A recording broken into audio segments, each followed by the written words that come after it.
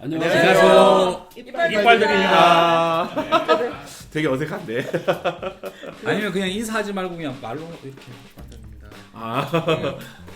네네. 네. 안녕하세요. 화성 시민신문 윤미 국장입니다. 오늘 이제 첫 시작하는 프로그램인데 이름 이빨들입니다. 화성시의 대표 이빨들을 한번 모시고 저희가 좀 재미난 이야기를 한번 나눠보려고 이 프로그램을 기획을 했는데 우선 먼저 소개부터 해드릴게요.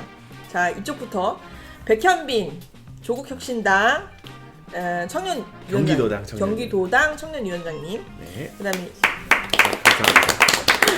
그리고 여기는 이제 유인호 국민의힘이시고요. 네, 저희 안녕하세요. 인사했고 그리고 우리 이제 박혜명 진보당 화성갑병 사무지역위원회 사무국장님. 네, 반갑습니다. 그리고 여기 민영로 정의당 전화성지역위원장님 모셨습니다. 예, 진짜 바쁘신 분들인데 어렵게 모셨습니다. 그래서 저희가 이제 유튜브 새로운 프로그램 시작하면서 한번 우리 화성시 이빨들을 모아놓고 이빨 한번 털어볼까? 라는 이제 기획에서 한번 시작을 해봤는데 오늘 기분이 어떠신가요, 다들? 원래 모든 첫 시작은 떨릴 수밖에 없어요. 네. 떨리세요? 네, 지금 다리가 많이 안 나와서 다행인데, 예, 이래서 옷의 톤을 통일하고 온 거 참 잘한 것 같습니다. 네, 네네. 흰 바지 입고 왔으면 막 이게 덜덜덜덜 떨리는 게 보였을 거예요, 아마. 알겠습니다. 저는 이제 평소에 항상 뵙고 싶었던 분들이셔가지고 오늘 이제 어떤 얘기가 나올까 되게 기대하는 마음으로 좀 오늘 진행을 좀 해봅니다. 그래서 저희가 오늘 준비한 내용은 사실 이제 6.3 지방선거가 있어서 지방선거 관련된 좀 이슈를 한번 같이 얘기를 한번 해볼까? 라고 이제 좀 시작을 좀 해보고요. 첫 번째는 저희가 이제 지방선거 후보분들이 지금 예비 후보로 등록하고 있잖아요. 네. 그리고 사실 여기 오신 분들이 다 지방선거의 후보자로 껴보셨죠? 경험이 있으시죠? 네. 저는 있죠. 아닙니다. 있으세요? 저는 총선. 총선. 총선. 저도 총선. 그래서 사실 그 선거에 경험이 있는 분들이셔서 더 이제 얘기할 수 있는 그 내용이 좀 다를 것 같은데요. 이번에 그 지방선거 예비 후보자 명부 한번 보셨나요? 네. 예, 맞습니다. 보셨죠? 그래서 저번에 경기도에 저희 지역구 박세원 의원님도 사실 뭐 징역 10년이라는 걸 선고를 받으신 만큼 저희가 정과의 이력 여부를 이번에 지방 선거 때 우리 시민들의 대표를 뽑을 때 좀 한번 검증을 해보는 게 어떨까라는 생각에서 저희 이제 정과 이력 검증을 한번 해보자라고 해서 중앙선거관리위원회를 들어가면 후보들, 전국의 후보들의 등록이 정과 여부, 뭐 학력 여부를 다 볼 수 있습니다. 그래서 그 얘기를 좀 해보고 싶어서 제가 좀 오늘 시간을 좀 마련해봤는데 한번 보고 오셨나요? 네, 저는 처음에 첫 번째 주제를 봤을 때 통을 약간 울리라 그랬죠. 예, 괜찮습니까 지금? 네, 녹화기 때문에 여쭤보는 거 괜찮죠? 그 대표적으로 지금 전국적으로 도지사, 광역시의 예. 그 단체장 예비 후보를 전체적으로 제가 봤는데 정말 경악을 금치 못했습니다. 예. 이게 뭐냐면 전체 후보자 수가 3월 30일 기준으로 어제 기준으로 등록된 예비 후보자 수가 62명입니다. 62명인데 전국에 네네. 이 62명에 대한 전체 전과 기록 수는 65건이에요. 65건. 1인당 전과 1개 이상씩을 갖고 강력 단체장 후보로 예비 후보로 등록을 했다는 얘기죠. 이 중에 가장 돋보이는 후보가 예. 경기도에 네네. 계십니다. 경기도에. 이제 전과가 9개입니다. 9건 중에도 심지어는 뭐 음주 전과는 기본이고요. 한 3개 정도가 되고 사기 전과도 2개가 있어요. 폭행 전과, 근로기준법 위반, 뭐 다양하게 골고루 다 있어요. 그래서 이런 후보들을 각 정당이나 이 공직, 근데 선관위에서 중앙선관위에서는 공직 후보자 자격 기준에는 뭐 전혀 문제가 없어요. 하지만 각 정당이나 개인이 정말 내가 공직 후보자로서의 자격이 있나를 스스로 보고 그리고 각 정당에서는 공직 후보자 심사하는 기준들을 다 각자 마련을 하고 있잖아요, 정당마다. 네. 대표적으로 보면 이제 민주당, 더불어민주당의 공직 후보자 자격 기준을 보면 특히 음주운전 관련해서는 뭐 10년, 15년 이내에 2회 이상, 그 다음에 10년 이내에 뭐 1회 이상, 그 이전 거는 거의 보질 않아요. 그리고 소수 정당인 또는 정당에는 예. 기간하고 상관없이 일체 음주운전 전과가 있으면 불허합니다. 공천을 불허하는 기준이 있다가 지난 21대 총선이죠. 2020년 공천 직전에 조금 완화하는 수준으로 됐죠. 20년 이전까지는 포함 안 시키겠다. 그렇게 각 정당에서는 공천 심사 기준이 굉장히 중요하다라는 걸 이번 기록을 좀 살펴보면서 또 느꼈습니다. 네. 그래서 예. 정당별로 이제 기준이 좀 공천 기준에 맞습니다. 대한 제한이 좀 다른 것 같은데 그걸 좀 알아보고 싶네요. 뭐 백경빈 네. 위원장님 뭐 제가 직접적으로 뭐 공천에 관여를 하는 입장은 아니다 보니까 네. 저도 뭐 디테일한 기준까지는 이번에 알지는 못하고 저희는 이제 그래도 나름대로는 뭐 통상적인 기준에 맞춰서 좀 검증을 좀 하고 있는 상황이고 저희는 검증이 지금 진행 중이라서 네 아직은 그렇습니까? 지금 한참 저희는 하고 있습니다 아직은.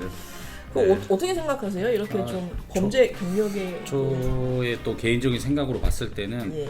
일단 뭐 대통령, 그 다음에 국회의원, 뭐 시도의원, 뭐 시장들 이런 거 봤을 때 예. 결국에 그분들은 전부 활동을 많이 하시는 분들이세요. 일단은 제 생각에는 대표성 그렇겠죠. 같죠? 예, 뭐 예. 무슨 봉사활동이 됐든 뭐가 됐든지 활동을 많이 하시는 분들이고 사람도 많이 만나고 그러다 보니까 구설수에도 많이 휘말리게 되고 그런 일들이 이제 일반 그냥적인 시민들이나 국민들보다는 많다고 생각은 하지만 어찌됐든 제가 봤을 때 기준은 일단 군필 문제라든지 예. 그리고 일단 뭐 방금 말씀하신 음주, 사기, 폭행, 횡령, 정치자금법 이런 거는 손을 떼려야 뗄 수 없는 관계 같아요. 그래서 결국에는 공천 심사가 들어가도 뭐 제가 이제 전과가 없기 때문에 들리는 말씀이 아니라 개인 스스로도 깨끗하고 청렴한 사람이 공천 신청을 스스로 해야 되지 않나라고 생각을 하는데 워낙 깨끗한 분보다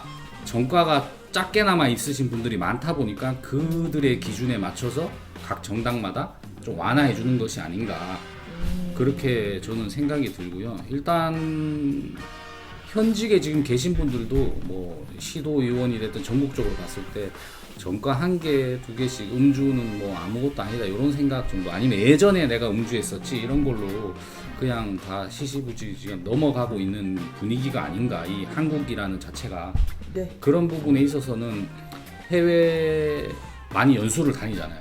그럼 뭐 사례들 화력발전소 도로다 뭐다 보는데 가장 기초적인 거는 그런 청렴결백한 사람이 정치를 해야 되지 않나. 그래야 곧 바른 정, 논할치 그게 정치인데 바른 말을 논하고 말을 할 수 있지 않겠느냐.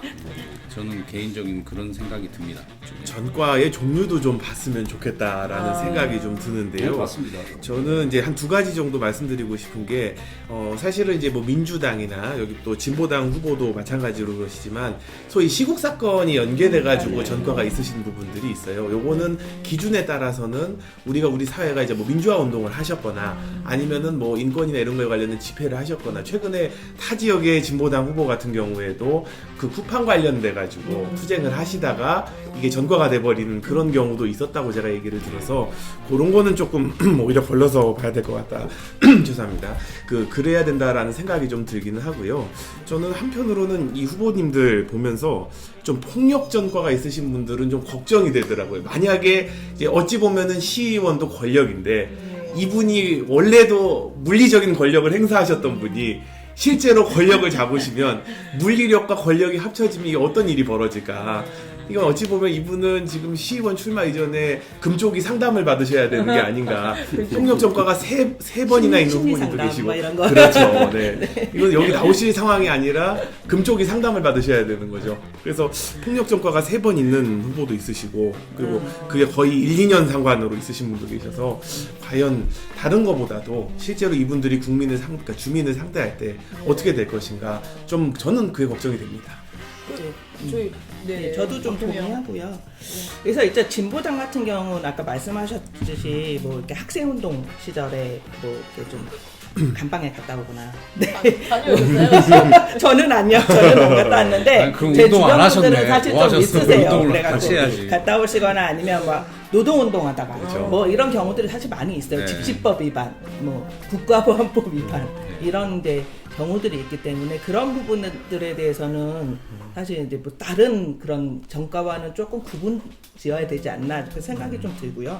하나는 이제 제가 어저께 그 보면서 느낀 거는 좀 그 죄목이랑 뭐 예. 그거에 대한 처분이 어떻게 됐는지만 있지 그게 뭐 때문에 발생했는지는 전혀 내용이 없더라고요. 솔직히. 그러니까 정보가 너무 제한되어 있는 거예요. 한 줄 없이 나니까. 네. 지금 중앙선관위의 정보가. 네. 그래서 이 사실 시민들이 봤을 때 이것만 봐서는 과연 판단할 수 있을까? 이런 고민이 조금 저는 들었어요. 정보가 너무 제한되어 있다. 네. 그래서 뭐 어쨌든 시민들이 알 권리 예. 그런 이제 후보를 선택하는 그런 좀 정보라든지 이런 것들이 좀 세부적으로 잘 나올 필요가 있지 않을까? 뭐 이런 좀 고민이 좀 들었고요. 보면서는.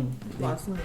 지금 뭐저 덧붙여서 말씀을 드리면 보통 공직 후보자 심사를 각 정당에서 하게 될 때 그 전과가 있어 전과 기록이 있는 이게 범죄 기록 회보를 이제 회보 기록을 네. 받아보면 그 전과 기록이 나옵니다. 나오게 되면 그 전과 기록 하나에 대한 소명을 일일이 하라고 공심위가 이제 제안을 네, 또 하는 맞아요. 경우도 네. 있습니다. 그래서 정의당 같은 경우에는 그걸 합니다. 일일이 이 전과에 한해서 이 전과에 관해서 이게 발생된 배경부터 결과까지 전체 내용에 대해 소명을 해라. 그것이 받아들여질 때는 공청심사에서 그 전과에 대해서는 패스를 통과를 시켜주는 이제 그런 부분이 있고요.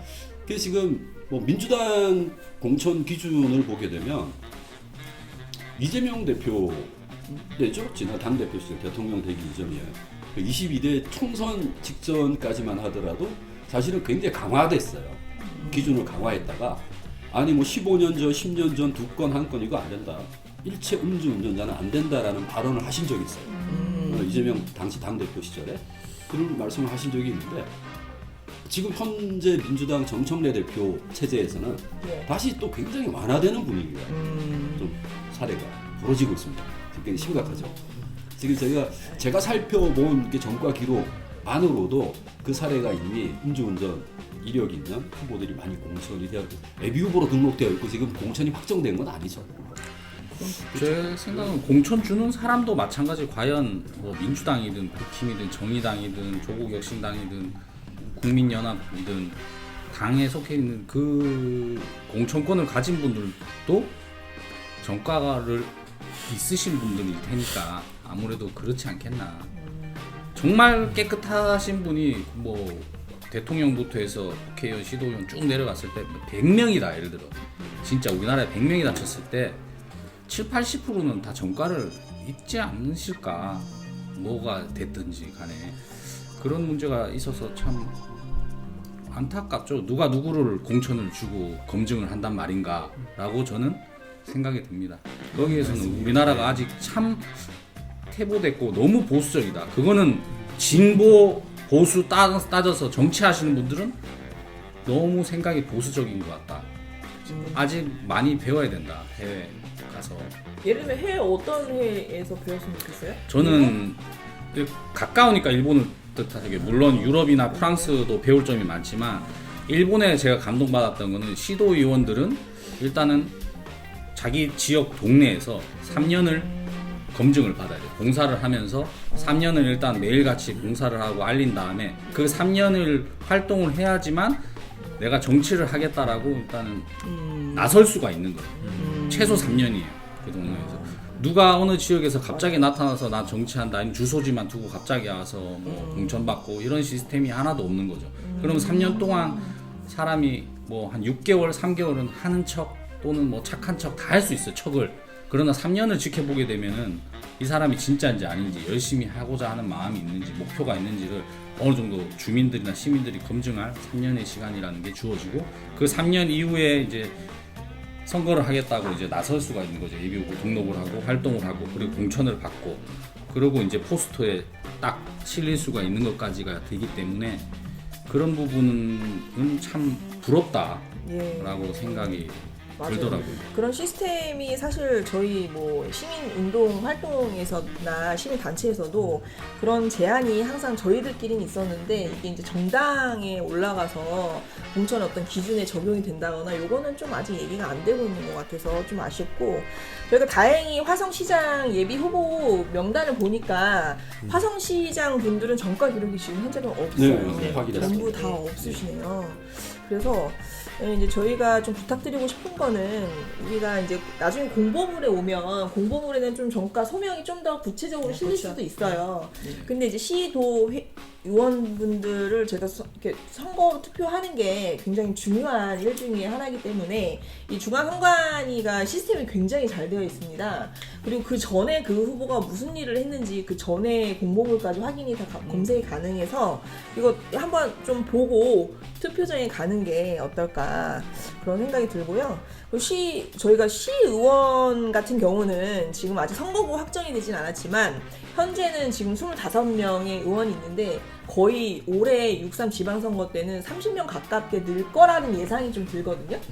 그래서 이제 우리 시민들을 대표할 이제 의원, 시의원, 기초의원들에 대한 정보도 좀 잘 보셨으면 좋겠어요. 근데 전망이 별로 밝지는 않을 것 같은 게 네네. 이 시의원 후보분들 중에서 지금 전과 이력이 있으신 분들을 보면 네. 이미 실제로 선출돼서 시의원으로 지금 활동하시거나 활동을 하셨던 분들이 계세요. 그러면 그거는 범죄를 저지르고도 이미 그 당에서 공천을 주고 당선을 시켰다라는 거를 이미 우리가 보여주고 있기 때문에 네. 아 어차피 이거 또 당선되는 거 아닌가라고 생각할 수밖에 없을 것 같아요. 그 이재명 대통령님이 2018년에 SNS에 1, 2당 공천을 받으면은 살인자도 당선이 되고 공천을 못 받으면 공자님도 낙선이 된다는 우스갯소리를 있다고 얘기를 하셨는데 저는 이거 진짜 공감됩니다. 사실 여기서 어찌 보면은 1, 2당의 원내 제1, 2당의 공천을 받으면은 바로 또 당선이 될 수 있는 거를 이미 이 여기 전직 또는 현직 시의원들이 또 나오는 전과 기록으로 보여주고 있거든요. 거기에 덧붙이면 일단 가버는 당선을 확정히 생각하고 선거운동을 하지 않습니까? 그것 또한도 참 시민들 의식을 많이 깨야죠. 일단은 당 보고 일단 그냥 가버님은 위에 있으니까 누구나 마음속에는 자기만의 찍을 수 있는 그 지지하는 정당이 있다 보니까 그거에 대한 거는 어느 당이나 똑같을 거예요. 가번을 서로 받으려고 노력하고 있겠죠. 또 가번을 달면 그쵸. 당선이 네, 확정인 거고 사실. 네. 그래서 이번에 그 지선 앞두고 그 진보당 소수 정당이 경기도에 이제 선거구의 인원수에 대한 좀 문제 제기도 하고 삼보 일배도 하고 그랬었잖아요. 조국혁신당도 네. 했습니다. 예, 이제 그 얘기를 좀 그게 이제 중앙에서도 이제 지금 정개특위가 지금 네. 운영되고 있잖아요. 그래서 이제 거기에 야사당, 조국혁신당, 진보당, 사회민주당, 그다음에 기본소득당 4개 당이 계속 지금 요구를 하고 있는 상황이에요. 같이 연대해서 그래서 이제 중대선거구제 확대, 비례대표 확대. 그러니까 지금 쪼개기 많이 하잖아요. 예. 두 양당이 보통 이제 그 인원이 늘어나면 4인이 되면 4인으로 그냥 두면 되는데 2로 쪼갠단 말이에요. 그러면 어떻게 돼요? 그냥 두 당이 그냥 당선되는 거예요. 이게 계속 반복되고 있어요. 지금 상황이. 그래서 이제 그 아예 2인 선구제는 폐지하고 3인에서 5인으로 가야 된다. 이게 하나가 있고요. 그리고 광역의원도 저기를 중대선거구제로 해야 된다. 왜냐면 그거는 이제 1등만 당선되는 구조니까. 사실 이제 그러면 사실 민심이 제대로 반영되지 않는다. 이런 고민이 좀 있는 거고요. 거기에 이제 비례대표를 좀 확대를 하면 그거는 말하자면 기초지방의회까지 포함해서 이제 요구를 하는 거거든요. 지금 기초지방의회는 10%예요. 비례가. 예. 광역도 10%인가요? 네. 그 부분이 있는데 이거를 뭐 30%로 요구를 하고 있는데 될지는 물론 모르겠어요. 안 받아들일 가능성이 솔직히 높아요. 그게 있고 그 다음에 연동제를 그 지방의회도 하자. 지금은 준비례 연동제가 국회만 지금 되고 있잖아요. 근데 이거를 지방의회도 하자라고 이제 제안을 하고 있는 거죠.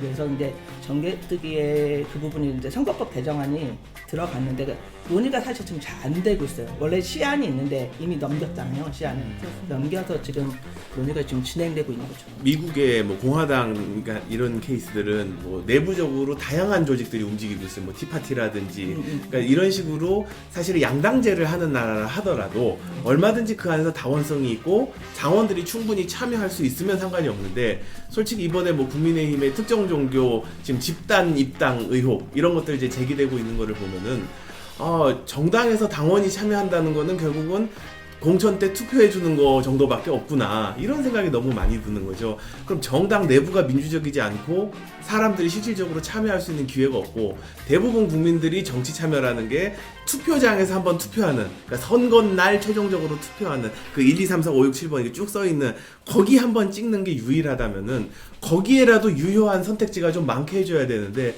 지금 같은 경우는 1번하고 2번을 안 찍으면 다 사표가 될까를 걱정해야 되는 상황인 거죠.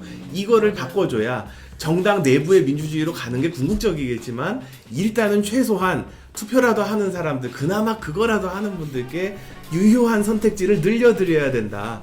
좀 이 말씀을 꼭 드리고 싶습니다. 그나마 그것도 못하는 경우가 지금 있잖아요. 무투표 당선. 맞습니다. 네. 화상에도 있어요. 화성도 네. 있었어요. 지난 지방선거 그렇죠. 때 이 두 선거가 군데가 네. 두 군데가 무투표 당선으로 네 분이 시의원이 되셨죠. 네. 네. 투표 당선은 선거운동을 안 해도 그냥 자동 네. 당선이 근데 그렇죠. 그건 좀 되잖아요. 문제가 있는 것 같아요.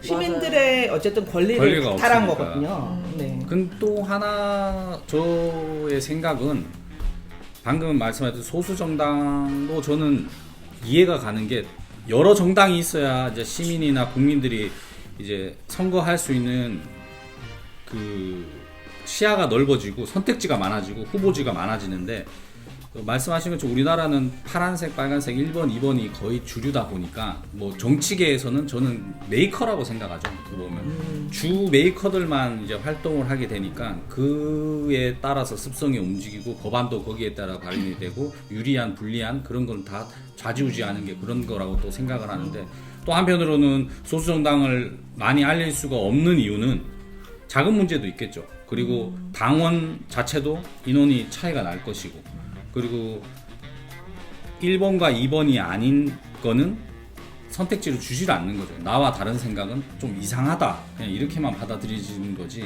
그에 대한 받아들여지는 문제는 없는 것 같아요. 보수냐 진보냐 1번, 2번 파란색, 빨간색이 끝인 것 같아요. 선택지는. 그런 부분도 안타깝다고 저는 생각합니다. 네. 얘기가 자연스럽게 선거 제도로 넘어갑니다. 주제에서 살짝 뭐 괜찮습니다. 뭐 할 말이 많으셨어요. 저는 이제 우리 이제 전과자들 수없이 많은 전과자들이 공천을 받게 되고 이제 유권자들은 그 전과자를 선택할 수밖에 없는 아까 1번, 2번 네. 선택지가 두 군데라는 거예요. 그렇죠. 아까 이재명 대통령께서 2018년도에 말씀하신 SNS 올린 거 저도 뭐 잘 알고 있습니다. 알고 있고 그래서 저는 이 문제를 그러니까 도덕적으로 윤리적으로 정말 깨끗한 사람 이런 사람들이 공직에 들어가야 된다는 당위는 없어요. 당위는 없으나 다만 그 흉악범들, 파렴치범들은 절대 안 된다라는 거죠. 그래서 각 정당에서 저는 이런 걸 좀 제도를 개편하고 올바로 공정하게 가기 위해서는 각 정당이 공청 심사 기준을 명확하게 갖고 가야 될 필요가 있다. 심지어 당의 공천 심사 기준들도 당 대표가 누구냐, 당을 장악하는 세력이 누구냐에 따라서 수시로 바뀌어 왔다라는 얘기죠. 그 대표적인 애가 제가 하나 이제 자료를 하나 뽑아온 게 있습니다. 2022년에 그 무한 군수 후보자가 있습니다. 이분은 성비위 연루 의혹을 받게 되면서 공천 탈락이 됩니다. 네. 탈락이 되는데 결국은 그 이듬해 가서 무죄 판결을 나요.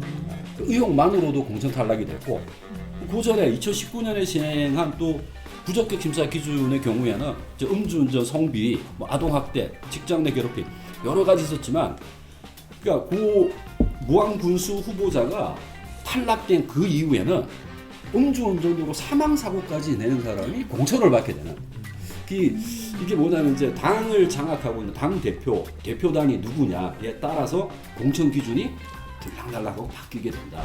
그래서 공천 기준이나 심사, 공천 윤리 심의위원회죠.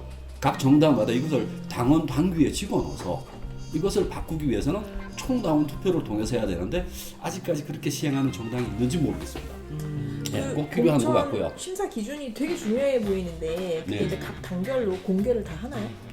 공개를 합니다. 당원 당규상에 포함이 되어 그쵸. 있고요. 다 그러니까 나와 공개하는 있고 당이 있고 그래서 저는 매번 민주당 바뀐다고 국민의힘을 그래가지고. 찾아보지는 못했으나 이게 뭐 정의당 같은 경우는 명확하게 명시가 되어 있어요.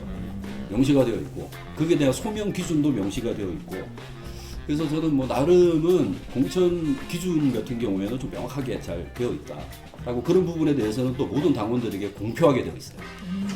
소명서까지도 오픈을 하고 그래서 당원들이 판단을 해서 공천을 결정하는 그런 제도 마련이 필요한 것 같습니다. 네. 네. 그리고 이제 이거를 이제 시민들이 지금 녹화 영상 이걸 본다고 하면 네. 말씀하신 우리 내용을 다시 한번 또 어떻게 해서 검색해서 보는지 이런 것들도 좀 한번 설명해서 알려주시거나 이렇게 화면 네, 나중에 자료화면 띄워주시는 것도 네네네. 좋을 것 같습니다. 네, 맞습니다. 피디님 부탁드려요. 저희 그러면 네. 이제 녹화 시작한 지 이제 30분이 지나서 저희가 다음 또 주제로. 얘기 나눌 게 네. 있어가지고 그건 좀 넘어가도록 하겠습니다. 후보자 정보 확인 방법입니다. 지역을 선택하고 검색 버튼을 누릅니다. 옆에 있는 내용들 궁금한 것들이 있다면 해당 후보자의 이름을 클릭합니다. 범죄 경력은 상단 전과 버튼을 눌러서 확인할 수 있습니다.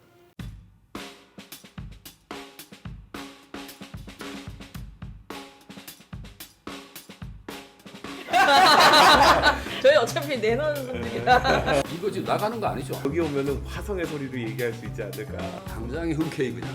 깔 수 있습니다. 나는 기대가 큽니다. 그래서 라이브 오케이? 골목대장밖에 안 돼요. 시장도 긴장하고 올해도 긴장하고 시민분들도 저런 얘기를 하는 이빨들이 있구나. 바뀌어요? 왜 안 바뀌냐? 봐봐요. 후보 나오는 사람 맨날 현수막 자체가 지겨워. 그냥 내가 봤을 때 이런 4년 얘기 뒤에 다시 하시면 됩니다. 꺼내도 돼. 안 바뀐다? 이게 바로 생태계군요. 바로 잘릴 수 있는.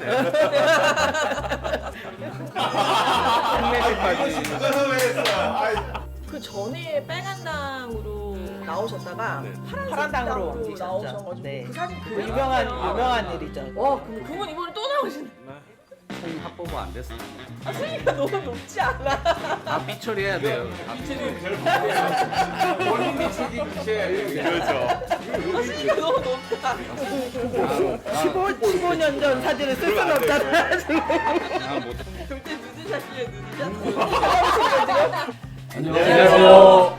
정말 됩니다. 되게 어색한데.